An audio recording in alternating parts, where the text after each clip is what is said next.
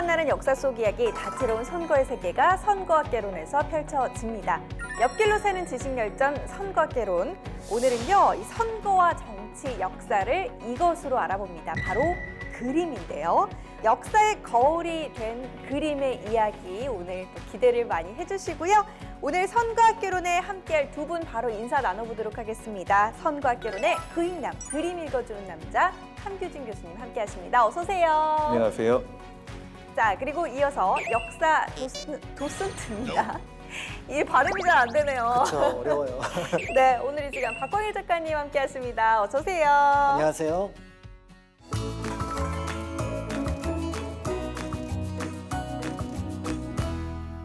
뭐 주제 때문일까요? 두 분의 분위기가 약간 좀 평소와 다른 것 같아요. 뭔가 뭐 엘레강스 하면서도 좀 유니크함도 느껴지는 것 같고. 어떻습니까? 저희 수식어 좀 마음에 드세요? 그 익남이라고 하셨는데 그림 읽어주는 네, 남자. 그러니까 갑자기 뭔가 여기를 긁고 싶어지는 익남이라는 느낌이 들어가지고 좀 간지럽습니다. 아, 뭐예요? 자, 어쨌든 간 엘레강스 하면서 또 긁어주는 남자. 오늘 좀 시원한 부분들을 긁어주시는 걸로 결론을 내려보도록 하겠습니다. 자, 그림과 선거, 뭐 이 두 단어를 좀 놓고 봤을 때는 그림, 선거 좀 이질감이 느껴지는 것 같은데, 어떻게 보면 또 그림과 정치라는 단어를 놓고 봤을 때는 그림을 사랑한 권력가들이 좀 많았기 때문에 이게 좀 어우러진다 이런 생각을 할 수 있지 않나 그런 생각이 드는 것 같습니다. 왜 화려한 궁전에서 보면은 그 권력가들이 이렇게 꼭 그림 같은 거 이렇게 전시를 해놓잖아요. 그래서 좀 어느 정도 일맥상통하는 것 같아요. 그렇죠. 세계 최초의 백과사전이라고 할 수 있는 플리니우스 그 사전에 보면은 이제 그런 알렉산더와 관련된 기록이 나왔는데, 알렉산더가 헬레니즘 문화를 만들었다고도 하지만 새로운 어떤 문화를 받아들이는데 굉장히 큰 관심을 가졌었거든요. 그런 면에서 볼 때 이제 그와 함께 있었던 화가 아펠레스에 대한 이야기도 전해지고 있습니다. 아펠레스요? 네네네. 굉장히 그림을 잘 그렸대요. 그래서 이런 이야기가 전해지고 있습니다. 새들이 창밖에서 너무 우는 거예요. 네. 그러니까 그 새들이 보는데 뱀을 그려놨다고 합니다. 네. 그랬더니 새들이 울지 않았다. 아, 뭐야. 좀 익숙한 얘기 같아요. 우리나라에서 이제 솔거가 이제 소나무를 황룡사 거기다 그려놨더니만 날아와가지고 다 부딪혀가지고 죽었다. 그쵸, 그쵸. 또 이제 뭐 중국에는 장승효라는 사람이 이제 용을 그리고 활용정정을 했더니 용이 하늘로 날아가 버렸다. 알렉산더가 데리고 있었던 최고의 화가라고 볼 수 있는데, 이제 알렉산더가 뭔가 이제 하나가 걱정이 되는 게 있었습니다. 바로 네. 뭐냐면 자신의 애인이었던 캄파스페라는 애인이 있었는데 너무 사랑스러웠던 거예요. 네. 그러니까 그 느낌을 살려서 예쁜 그림을 하나 남기도록 아펠레스한테 이제 명령을 내립니다. 그런데 뭔가 불길한데요? 그쵸. 근데 더더군다나 이 캄파스페가 그냥 얼굴만 예쁜 게 아니라 네. 교양이 철철 넘치는 여성이었어요. 뭐 정치면 정치, 철학이면 철학, 음악이면 음악. 그러니까 아펠레스가 그리다가 그 눈에 사랑에 빠지는 거 그 아니에요? 말에 이렇게 할 거 아니에요. 포즈를 뭐 이쪽으로 취해주세요, 네. 저렇게 취해주세요. 그러다가 어느 날 이제 알렉산더가 궁금한 겁니다. 이 그림이 나올 때가 됐는데 그래서 딱 갔더니 둘이 이렇게 부둥켜 안고. 뭔가 이렇게 죽음의 문이 활짝 열리는 거 아니에요? 그러니까요, 되게 화가 그러니까. 많이 났을 것 같아요. 그러니까 이게 그래서 여느 이제 장면이라면 여기서 이제 새드 엔딩, 비극으로 딱 떨어져야 되는데 그렇죠. 알렉산더가 트렌드 세터답게 그래 인정하마. 어, 내가 보기에 내가 느꼈던 아름다움보다 네가 느꼈던 아름다움이 더 정확할지도 모른다. 너는 아름다움을 그리는 사람이니 그러면 너는 캄파스페와 함께 머물러라. 이렇게 얘기를 하고 떠났다고 합니다.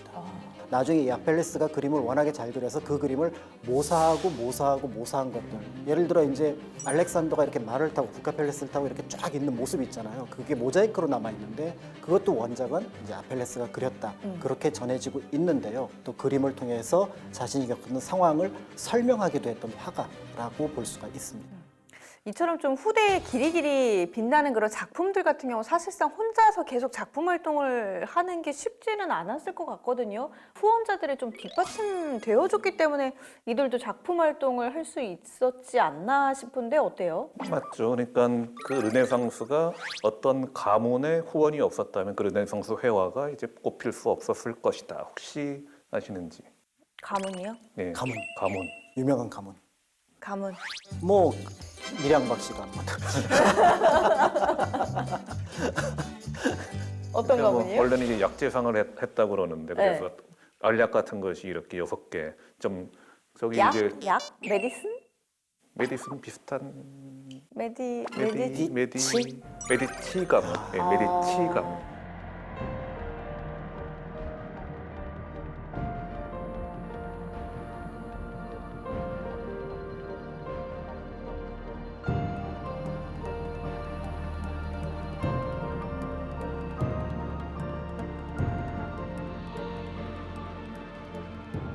아까 말씀하신 보티첼리라든가 뭐 그 미켈란젤로라든가 라파엘로라든가 그런 사람들이 다 메디치가의 후원을 받아가지고 마음 놓고 자신의 작품 활동을 할 수가 있었죠. 이 메디치 가문이 말하자면 사실상 피렌체를 당시 이제 지배했던 거의 왕조나 마찬가지였던 가문이거든요. 근데 가문 중에서 이제 보니까 뭐 우리가 계속 정치만 하고 할 거 아니니까 넌 성직자가 되라 해가지고 뭐 위대공이라고 하는 로렌초 메디치의 아들 하나는 성직자가 됩니다. 이제 사제가 되는 거죠. 근데 그 사람이 어떻게 아무래도 가문의 후원도 있었기 때문에 교황이 돼요. 오. 메디치 가문에서 교황이 나오는데 네. 그 사람이 이제 레오 10세라는 이름으로 교황을 하게 됩니다. 당시에 이제 교황청에서 방 4개가 좀 비어 있었고 그 방 4개를 라파엘로가 들어가서 그림을 그리고 있었어요. 그 유명한 아테네 학당이라는 그림 있지 않습니까? 그 그림도 그 방 중에 하나에 이렇게 그 그려져 있는 것인데 레오 10세가 딱 와가지고 그래 잘 그리고 있네. 계속해.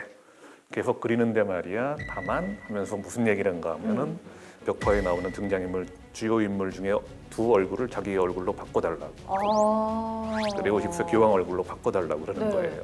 원래 계획이 있었는데 레오 1세 교황이 있습니다. 그러니까 레오라는 이름으로 처음 교황이 된 사람인데 그 사람이 450년에 당시 이제 로마를 쳐들어오는 훈족의 아티를라 그 사람하고 담판을 맺어요. 그래가지고 저기 이렇게 우리가 잘 할 테니까 좀 와가지고 쳐들어오지는 마라. 그러니까 알았다 해가지고 돌려보내거든요.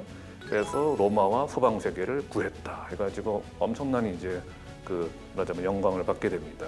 그 레오 1세를 자기는 나도 레오야 해가지고 레오 10세의 얼굴로 이렇게 싹 그려놓는 거예요. 이거는 어떻게 보면 의미가 이 교황은 기독교 세계의 구원자다. 나도 레오 10세로서 이제 구원자의 입장에 서 있다. 그런 걸 좀 정치적으로 나타내는 거죠. 또 하나의 그림은 뭔가 하면은 샤를마뉴라고 해서 아시죠? 그 사람이 이제 800년에 레오 3세 교황에게서 대관식, 황제로서 대관식을 받습니다. 그래서 이제 황제의 관을 레오 3세가 샤를마뉴의 머리에다 씌워주는 장면을 또 그렸는데 거기도 또 레오 3세의 얼굴을 레오 10세의 얼굴로. 이 황제는 내가 임명하는 거다. 정치적으로 이렇게 좀 자신을 홍보하기 위해서 이렇게 만든 거죠. 심지어는 그 샤를마뉴의 대관식 장면에서 옷자락을 잡고 있는 시종이 이렇게 화면을 돌아봐요. 그러니까 원래는 이렇게 보고 있어야 되는데 네. 얼굴을 보아하니 레오 10세의 조카의 얼굴이다. 아. 근데 사실은 그 조카가 아들이었을 거예요. 아, 네네.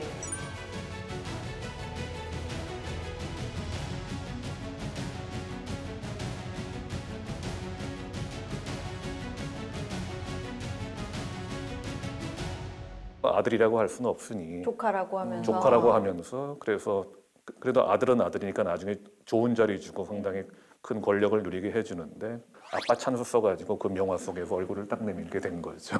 어떻게 그럴 수가 있을까 싶다가도 뭐 당시에는 뭐 표준계약서가 있는 것도 아니고 그림 그리는 입장에서는 뭐 돈을 받고 싶으면 시키는 대로 해야 될 거 아니에요. 그러니까 이제 이런 뭐 후원자 패트런이라고 하는 사람들이 그림을 요청을 하면은 이제 작가가 미켈란젤로 정도 되면은 내 고집대로 네가 뭐라고 하든지 그릴 수 있지만 대부분의 화가들은 또 거기에 맞춰서 그려야 되는 그런 일이 그 유명한 티치아노한테도 벌어지게 됩니다. 네. 당시 이제 굉장히 유명했던 이사벨라 데스테라고 하는 후작 부인인데 이 사람이 이제 자기 초상화를 그려달라고 했던 거예요. 네.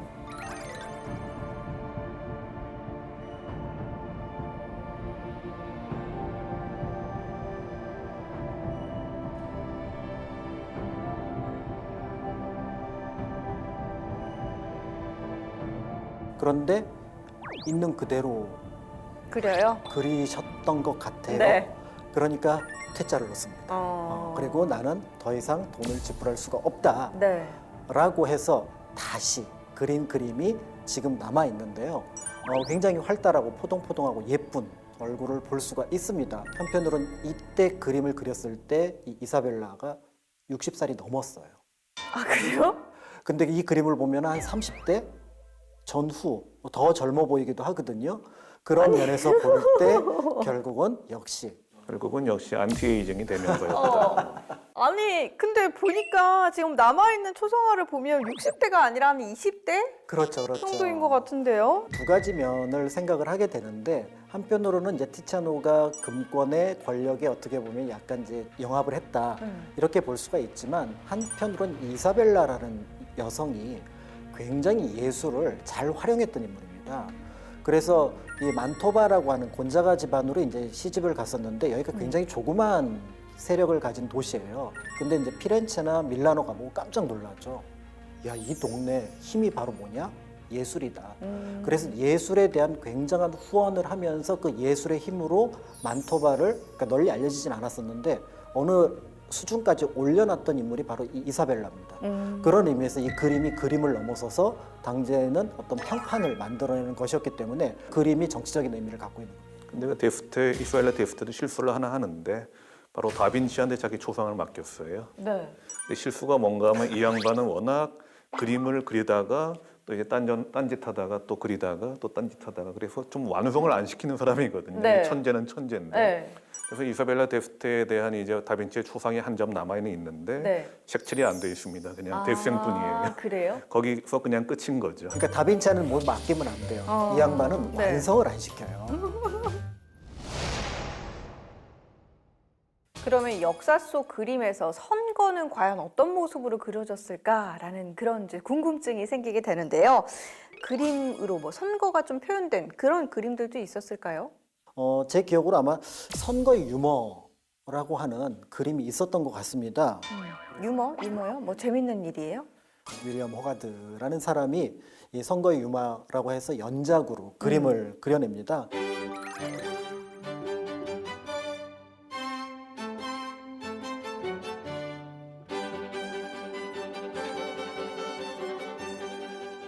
어, 1700년대 중반이니까 뭐 경제정선이랑 비슷한 시기에 이제 활동했던 사람이라고 볼 수가 있는 거죠. 그가 이제 선거와 관련된 그림을 그렸습니다. 여러 가지 그림들을 그리면서 굉장히 이제 유명세를 타기도 했었는데 그럼 뭐 작품도 많이 팔리고 좀 돈도 많이 벌고 그랬나요? 어때요? 그럼 이건 TMI인데 네. 이 사람이 그린 여러 가지 풍속화 중에서 제일 인기를 끈 게 뭔가 하면 어떤 매춘부의 몰락 뭐 그런 제목을 가진 게 있습니다. 뭔가 하면 이제 시골에서 순박하게 살다가 도시에 올라와서 어떻게 소위 매춘부로 전락을 해서 죽어가는 그런 과정을 그린 그림인데 이게 굉장히 인기를 끌었대요 당시. 그러다 보니까 표절이 많아지는 거예요. 너도 나도 다 비슷하게 그려가지고 팔아먹는 거예요. 그래가지고 화가로서는 처음으로 저작권을 만들어가지고 그 호가 수법이라는 식으로 해서 이렇게 비슷하게 표절하면은 안 된다 이렇게 그 손해배상을 해야 된다 이런 식의 법을 만들기도 했을 정도로 당시로서는 굉장히 인기 작가였습니다. 그런 인기 작가가 그럼 어떻게 해서 이렇게 선거를 좀 그리게 된 거죠? 그러니까 당연히 이제 정치에서 가장 뜨거운 장면이잖아요. 네. 연작 중에서 첫 번째 그림이 선거 엔터테인먼트라고 하는 작품이 있습니다. 네. 그래서 그 그림 이제 보면은 구도가 이거 어디서 되게 많이 본 것 같아요. 오늘 나왔던 저한테 약간 디스를 당했던 다빈치. 그렇죠. 다빈치가 그렸던 최후의 만찬. 그렇습니다. 사람은 좀 더 디글디글하게 많지만 그러니까요. 근데 이제 최후의 만찬이라고 하기에는 너무 약간 뭔가 난장판? 그렇죠. 네. 휘그당 후보자들이 이제 안에서 이제 뭐 밥을 먹고 그다음에 약간의 선거 활동을 하는 장면이에요. 근데 그림을 보면은 그 선거 후보자로 출마한 사람들은 왼쪽에 있습니다. 네. 왼쪽에 이제 젊은 사람이 있고 나이 든 분이 있는데 나이 든 분은 이제 노련한 정치인이에요. 네. 싫은데 참습니다. 옆에서 누가 계속 귓속말을 해요. 그런데도 참고 있는 그 모습을 보여주는데 이 젊은 후보자가 있어요. 근데 그 옆에 나이 든 여성이 와서 뭐라고 얘기를 하는데 굉장히 친근하게 하지만 그 사람의 손을 보면은 그 여성 뒤로 젊은 여성과 손이 다 있어요. 그래요? 네. 오. 그래서 내가 당신의 얘기를 들어주지만 나는 내 표를 위해서 당신의 말을 듣는다라는 걸 이쪽에서 이제 풍자를 하고 있고요. 그 다음에 오른쪽에는 현재 이제 집권하고 있는 시장입니다. 네. 뭔가 지금 앞에 많이 있는데 당시로서는 굉장히 비싼 음식이었던 굴을 먹고 지금 탈이 난 거예요. 그러니까 벌써 이제 이 사람은 정치인으로서 굉장히 많은 접대에 익숙해져 있다. 그러니까 사실은 이 시끌벅적한 그런 모습 볼 수 있고 그 시장 앞에 보면 누군가가 이건 거의 웹툰인데요. 벽돌을 맞고 펑 하고 쓰러져 있어요. 오, 정말요? 네, 오. 그 벽돌 떨어지는 것도 오. 그려져 있어요. 맞네요. 네, 선거관리위원입니다. 밖에서 누가 던졌어요. 아, 그래요? 피그당 당원들이 그러니까 어떻게 보면 시민들한테 뭔가 향응을 접대를 하고 있는 것들에 같이 있으니까 누군가 화가 나서 벽돌을 던진 그 장면. 그러니까 선거 와. 엔터테인먼트. 생생하게 정말로 모든 게 다 담겨 있는 모습인데 아니 선거 분위기가 도대체 왜 이런 거예요? 좀 옆길로 새는 말씀을 드리자면 네. 혹시 그 전 세계에서 그 선거법 규정이 상당히 제일 까다로운 나라가 어딘지 아시는가요? 지금 뭐 이야기한 그냥 뭐 영국? 이 아니고 우리나라. 와, 우리나라? 네, 우리나라는 선거 표지판 재질이라든가 네. 그 전체 길이 몇 센치 법령으로 제정돼 있을 아. 정도로 굉장히 까다로워요. 근데 왜 이렇게 까다롭게 하는가 하면은 그만큼 불공정한 게 많았다 옛날에. 뭐 막걸리 선거 같은 거 들어보셨을 것이고 고무신 선거 뭐 향응을 제공하고 그렇게 해서 표를 사고 그런 경우가 많다 보니까 그 불공정하다는 얘기가 막 나와서 그렇다면 이렇게 규정을 하자 해서 법령이 그냥 몇십 페이지가 될 정도로 그렇게 아주 복잡하게 만든 거거든요. 그 영국 당시에는 그렇게 이게 불공정하다는 얘기가 별로 안 나올 정도로 지금하고는 생각이 좀 달랐죠. 선거는 지금 우리는 전 국민을 위해서 국민을 대표하는 사람을 뽑는 건데 그때는 그냥 너희들끼리 그들만의 리그 그러다 보니까 아무래도 선거에 나갔다면 당연히 뭐 잔치를 벌이고 뭔가 이렇게 찔러주고 그런 게 너무 인지상정 아닌가 그런 게 많았고 그래서 호가수가 세상이 왜 이렇게 돌아갈까 해가지고 그런 그림을 그리게 된 거죠. 1754년에 옥스퍼드주에서 일어난 그 거행된 경선을 배경으로 하고 있다고 합니다. 한쪽에서는 여관 주인에게 이렇게 뇌물을 찔러주고 있는데 양쪽에서 다 찔러주고 있어요.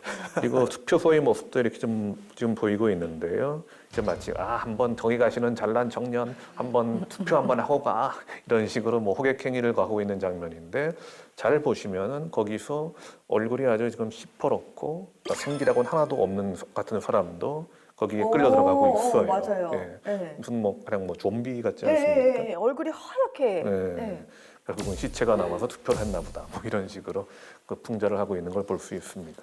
그림을 통해서 이제 선거의 어떤 풍경뿐만 아니라 참정권 문제가 있었잖아요. 그 참정권을 그림으로 남겨놓은 화가도 있습니다. 조지 칼렛 빙엄이라고 하는 미국의 이제 풍경 화가였는데요.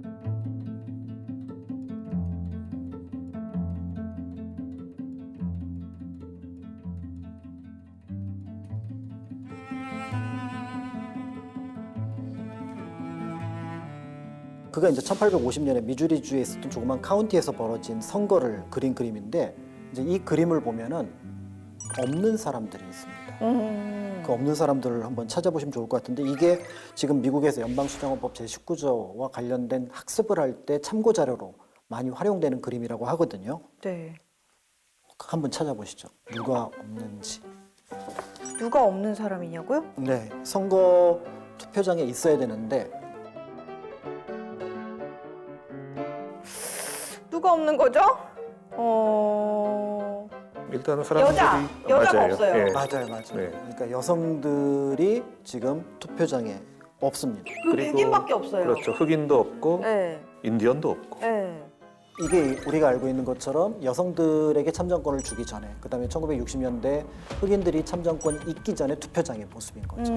그래서 우리가 알고 있는 것처럼 지금은 참정권이 여성이든 그다음에 흑인이든 성인이라면 모두 투표를 할 수 있는 권한이 있었지만 이 시기가 1850년대, 60년대이기 때문에 사실은 아직까지 그런 어떤 모습이 표현되지 않았던 거죠. 결과적으로는 그 시대의 선거의 상황, 투표의 어떤 모습들을 보여주는 그런 장면이라고 할 수가 있습니다. 옆길로 새는 지식열전 그림 속 선거의 세계 계속해서 이어집니다. 자, 서양의 그림 그리고 이제 선거 이 부분 이제 뭐 그리고 이제 정치 이야기들을 전반적으로 좀 들어봤는데요. 우리나라 그리고 이제 동양의 역사에서도 사실상 그림은 좀 계속되어 왔잖아요. 한국 그러니까 우리나라의 권력가들도 이런 부분을 좀 좋아했나요? 그림들을 어때요? 그쵸. 그림은 기본적으로 이제 화가가 그러니까 시장이 없던 시절이기 때문에 후원자를 통해서 그림을 그려서 명성을 이어가게 되는데요.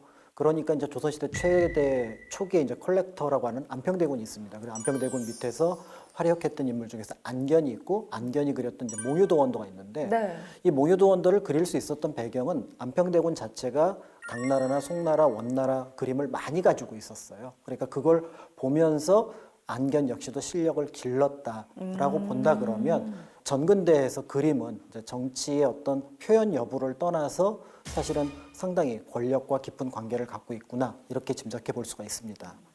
그래도 우리나라의 그림은 좀 봤을 때 자연의 아름다움 그리고 인물의 초상화 같은 것들을 좀 많이 그리지 않나요? 산수라는 걸 아시죠? 네. 예, 산은 산이고 그 수는 물을 이렇게 강물을 얘기하는데 풍경화하면 산수가 그렇게 되는데 있는 그대로의 모습을 그려내는 뭐 아름답거나 멋있거나 그런 것만은 또 아닙니다. 왜 유교 경전에 그 인자요산이고 지자요수라 덕 있는 사람은 맞으면 산을 좋아하고 지혜로운 사람은 또 물을 좋아한다 뭐 그런 말이 있는 것처럼 산수를 표현함으로써 어떻게 보면 이상적인 정치를 거기서 또 표현해낸다고도 볼 수 있어요. 그 드물게는 거기에 이제 철학적 의미를 담기도 하는데요. 대표적으로 이제 겸재정선이 이제 그런 대표적인 인물이라고 볼 수가 있습니다.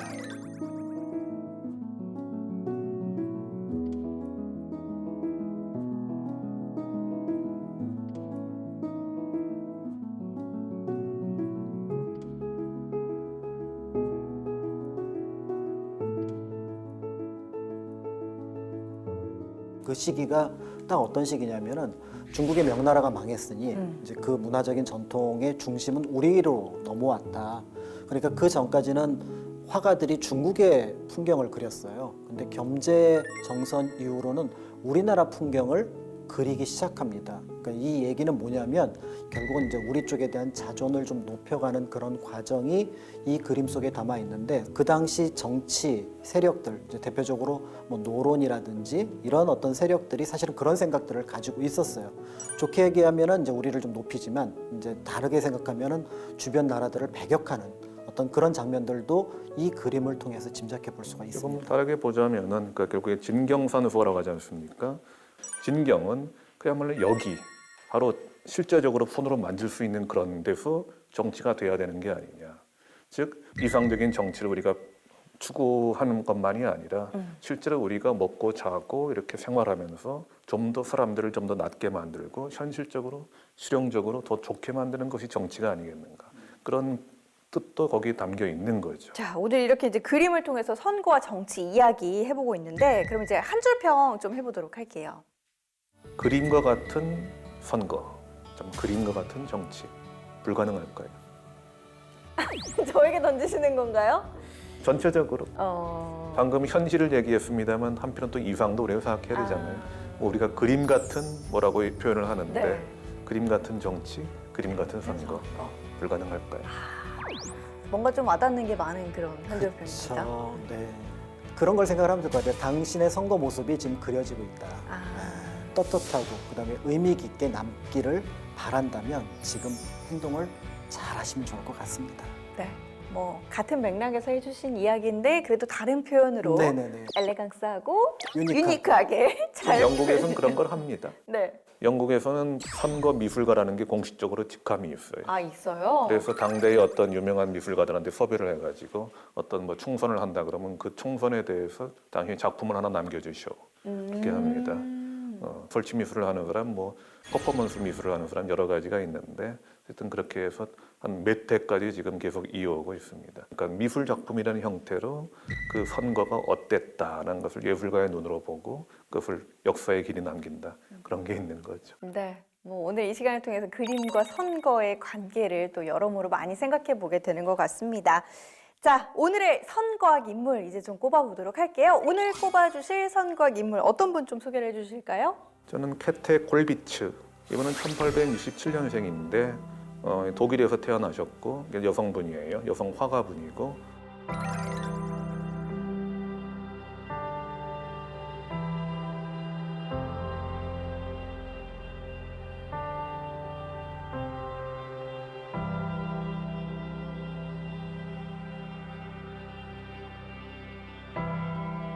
판화를 주로 그리셨죠. 판화의 여왕이라는 별명도 있는데 독일 제2제국의 마지막과 제1차 세계대전, 그리고 바이마르 공화국의 탄생과 몰락, 그 다음에 나치 독일, 제2차 세계대전 이걸 다 겪은 분이에요. 남편과 자식들이 전부 다 전쟁에서 죽고 본인의 집은 연합군의 폭격으로 타서 없어지고 그래서 굉장히 힘들게 그 눈을 감았는데 16일 만에 전쟁이 끝났다. 뭐 이런 것도 있는데 이분은 상당히 비참한 처지에 있는 노동자들, 여성들, 가난한 사람들, 전쟁의 참상 그런 걸 주로 주제로 그리셨거든요. 그러니까 사람들이 그러는 거예요. 아니 그림을 보면 뭔가 좀 위안을 얻고 그려야 되는 것 같은데 당신 그림을 보면 기분이 불편해져. 상당히 짜증이 나. 이런 그림 그려도 되는 거야? 그런 거죠. 그러니까 그분은 이렇게 답하는 겁니다. 근데 그게 현실이야. 당신이 외면하고 싶은 그 현실이 분명히 존재한다는 거죠. 그래서 나치 독일은 굉장히 불순하다고 생각해서 굉장히 탄압을 했는데 세계적으로 너무 유명한 분이었기 때문에 차마 목숨까지는 못 빼앗았지만 굉장히 힘들었다고 그럽니다. 왜 선거하고 관련이 되느냐? 선거에 대한 그림을 직접 그린 것은 아닌데 선거의 소리가 놓치기 쉬운 거, 즉 힘든 사람들, 어려운 사람들, 정치가 그들을 위해서 뭔가를 좀 해줘야 되는 그런 사람들을 그려냈다. 문제점이 있다. 이것을 고쳐야 되지 않냐. 이것을 계속 경종을 울려줬기 때문에 제가 이제 한번 뽑아봤습니다. 정치, 선거 뗄래야 뗄 수가 없는데 네. 우리나라의 정치와 선거가 사라진 때가 있습니다. 바로 일제강점기. 그렇죠. 일본에 의한 정치였고 우리는 거기에 참여할 방법도 없었습니다. 거의 유일하게 정치 얘기를 할 수 있었던 것이 신문이었는데요. 그 신문에 그림이 들어갑니다. 바로 사파죠. 네. 그 사파를 처음 그렸던 인물이 바로 이도영이라고 하는 분입니다.